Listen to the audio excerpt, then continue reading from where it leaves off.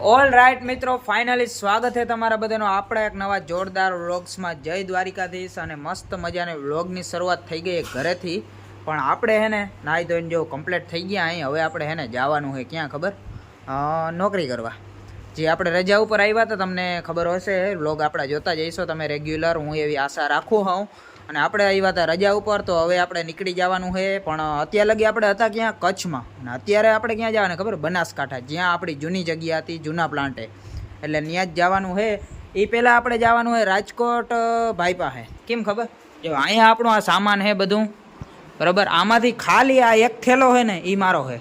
બાકી જો આ છે, આ શું છે ખબર? આ જો આ હે કોટ, અને આમાં હે માંડવી. એ ભાઈનો કોટ છે. ભાઈને કંઈક ત્યાં ફેરવેલ પાર્ટી છે, તેને ઓલો લગ્નનો કોટ અહીંયા પડ્યો હતો ને અમારા ઘરે, એ જોઈએ. એના સારું થાય ને હવે આપણે રાજકોટ થોડુંક ખોટી થવું જોઈએ 2 કલાક, બરાબર. ભાઈને એ બધું દઈ આવી વસ્તુ, અને પછી ત્યાંથી આપણે સીધું નીકળી જવાનું હોય બનાસકાંઠા. એ પહેલાં અહીંયા મસ્ત મજાને ચા થઈ ગયો છે, ચા પીતા અહીં છેલ્લી વાર ઘરેથી આપણે અત્યારે, બરાબર. પછી વળી મહિના 1.5 મહિના પછી આપણે ઘરનો ચા જળવાનો હોય. એટલે આપણે હવે એવું સીન છે ભાઈ. ઓલ રાઈટ મિત્રો, આપણે બેસી ગયા કેમાં ખબર? લક્ઝરીમાં. જો ગરમ બહુ છે. અને અહીંયા જો બેગ રાખી દીધું છે, અહીં પાછળ ઓલો કોટ ને એ રાખી દીધું. હવે આપણે જવાનું હોય ઇસ ટાઈમ ટુ ખડકાવાની એવું કંઈક બોલે, ખસકાવાની. જો મારા માને બાય બાય કહી દે, બરાબર. હું અહીંથી જાઉં ને એટલે મારા માં થોડીક ઇમોશનલ થઈ જાય. પણ એવું કંઈ ના હોય ભાઈ, મહિના દીમાં પાછા આવશું વળી. આપણે તો હું તમને ખબર રખડું બાટકું માણસ ઉગી આવશું મહિના દીમાં પાછા. તો નીકળી જાય મસ્ત. જો લક્ઝરી લઈને જવાને હો.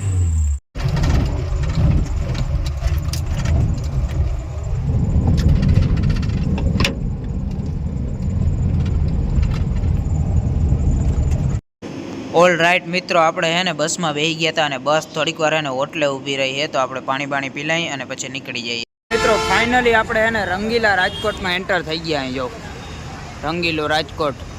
એમાં એવું હોય, આપણે હે ને આજે માધાપર ચોકડી ઉતરા, વારે વખતે આપણે ઉતરવાનું હોય હોસ્પિટલ ચોકે. પણ અત્યારે હાંટિયા પોલ હે ને પડી ગયું છે, એટલે માધાપર ચોકડી ઉતરવું પડે, ત્યાંથી રિક્ષા કરીને જવું પડે. બધી બસો હે ને ડાયરેક્ટ રિંગ રોડ બાજુથી ચાલે છે એટલે. અને અત્યારે જો આપણે રાજકોટ સિટીમાં પહોંચી ગયા. અહીંથી જવાનું હોય આપણે હોસ્પિટલ ચોકે, ભાઈનો રૂમ છે ત્યાં.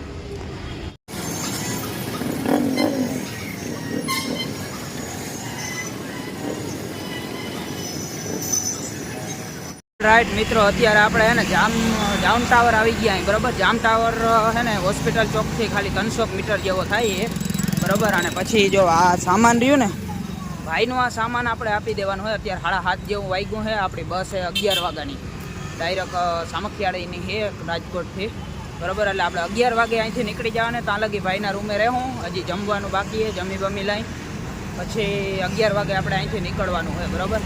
અત્યારે રૂમે જવું જો અત્યારે થોડુંક હાલીને જવું પડે. ભાઈનો રૂમ છે ને કેટલો જામ ટાવરથી કંઈક 500 મીટર જેવો થાય, એટલે 1/2 કિલોમીટર થાય છે. ત્યાં વયા જાય આપણે. અહીંયા જો મિત્રો, તો આપણે છે ને મેડિકલ લાઈન વાળા માણસોના રૂમે આવીને એટલે આપણે ખબર જ પડી જાય કે આ મેડિકલ વાળાનો જ રૂમ છે. A few moments later. Right મિત્રો, ફાઇનલી આપણે છે ને ભાઈના રૂમેથી આવી ગયા. ક્યાં ખબર? રાજકોટ બસ સ્પોટે. જો અહીંયા રહ્યું, હમણાં હું તમને અંદર જઈને બતાવું. અહીં જો તો બારી રિક્ષાની લાઈન ઉપર. અને હું આવ્યો કેમાં ખબર? ફર્સ્ટ ટાઈમ રેપિડોમાં આપણે છે ને ગાડી ઓર્ડર કરી હતી. અને પછી ભાઈ આવે, તમને પિકઅપ કરે, પછી મૂકી જાય, ડ્રોપ કરે, અને પછી વહી જાય. અને એ પણ બહુ વ્યાજબી ભાવે. અત્યારે હું એને આવ્યો કેટલા ખબર? રેપિડોમાં 25 રૂપિયામાં આવી ગયો. નકર હોસ્પિટલ ચોકે તો અહીંયા 25 રૂપિયામાં આવવું બહુ મુશ્કેલ છે રિક્ષાથી. તો અત્યારે એ પણ રાતે. એટલે અહીંયા છે ને રેપિડોની સર્વિસ તો વહેલાથી ચાલુ હોય, પણ અમને લોકોને હવે ખબર પડી કે અહીંયા પણ રેપિડો છે એમ. એટલે મજા આવે એમ. સારી મજા આવે. કામ થઈ જાય આપણું તમારું.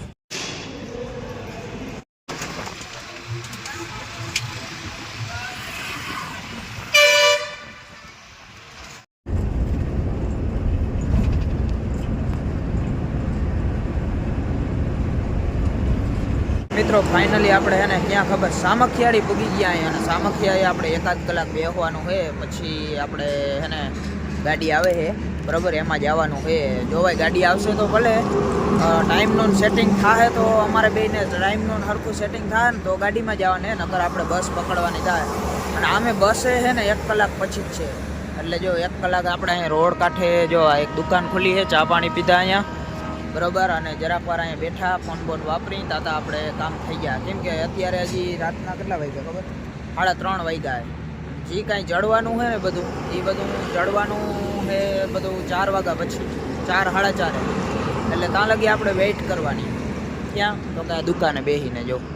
અને અહીંયા મસ્ત રોડ છે, વાહનો ચાલુ હોય, આપણે જરાક વાર જોઈ બરોબર. અને ફોન બોન ઘુમેડી તાતા 4 વાગી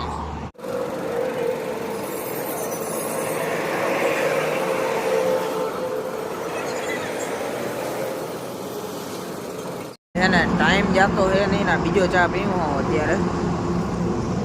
હજી 1 કલાક કાઢવાની છે. 1 કલાક હજી બેસવાનું હોય આપણે.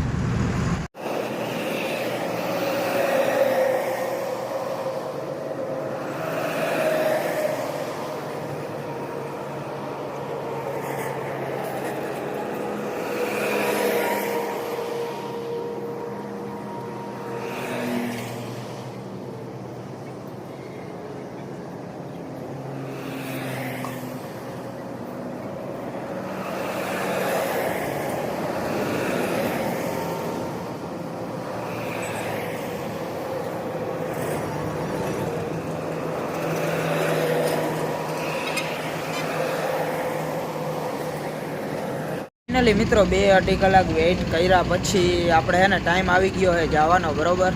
હવે છે ને અત્યારે હું તમને કહેતો હતો ને આપણે ગાડીમાં જવાને. અત્યારે છે ને અમારે મેનેજર આવે છે ગાંધીધામથી, એના ભેગું જવાનું હોય અમારે બરાબર. હું અત્યારે સામખિયાળી આવું, અહીંથી હજી 3-4 કલાકનો રસ્તો, 150 કિલોમીટર જેવું છે બનાસકાંઠા. એ હવે 4 વ્હીલ લઈને આવે, આપણે એના ભેગું 4 વ્હીલમાં જ જવાનું હોય બરાબર. અહીંથી ડાયરેક્ટ પ્લાન્ટમાં જ જવાને, પ્લાન્ટ ચાલુ કરવાને. 2-2.5 મહિનાથી આ પ્લાન્ટ બંધ પડ્યો હોય એટલે મેનેજર આવે એના ભેગું આપણે વહી જવાનું હોય બરાબર. ડાયરેક્ટ પ્લાન્ટ જો આ અહીંયા સામખિયાળી હમણાં આવે છે, થોડીક વારમાં પહોંચે. હમણાં ફોન આવ્યો હતો, 15 મિનિટમાં આવી જશે. અને 2-2.5 કલાકથી આજ તો ભાઈ બહુ વાઇટ જોવી પડી. આ ઓટલે જો મેં 2-2.5 કલાક કાઢી નાખી. અહીંયા આપણો ઠેલો હોય. અને હવે ફાઇનલી આપણે નીકળી જાય મિત્રો. મસ્ત 4 વ્હીલ આવી જાય, 4 વ્હીલમાં જવાનું હોય. હવે અત્યારે લગી બસો બદલાવતા હતા આપણે, હવે બસોમાં નથી જવાનું. મારે એકલા નહીં, હું એકલો જ છું, બીજું કોઈ મારા ભેગું છે નહીં એમ. એટલે અહીંયા જરાક વાર બેહવું પડ્યું. જો હું કદાચ અહીંયા બેઠો ના હોત ને તો મારે આટલો જ ટાઈમ લાગત. રાધનપુર જવું પડે તો રાધનપુરથી સુઈગામની બસ પકડત, સુઈગામથી પછી ગાડી ચડવા આવત આપણે. એટલે આ ડાયરેક્ટ હવે પ્લાન્ટમાં જ જવાનું હોય આપણે. મેળ આવી ગયો ટૂંકમાં કહું તો. ભલે અહીં બેહવું પડ્યું જરાક વાર, પણ ફાયદો થયો.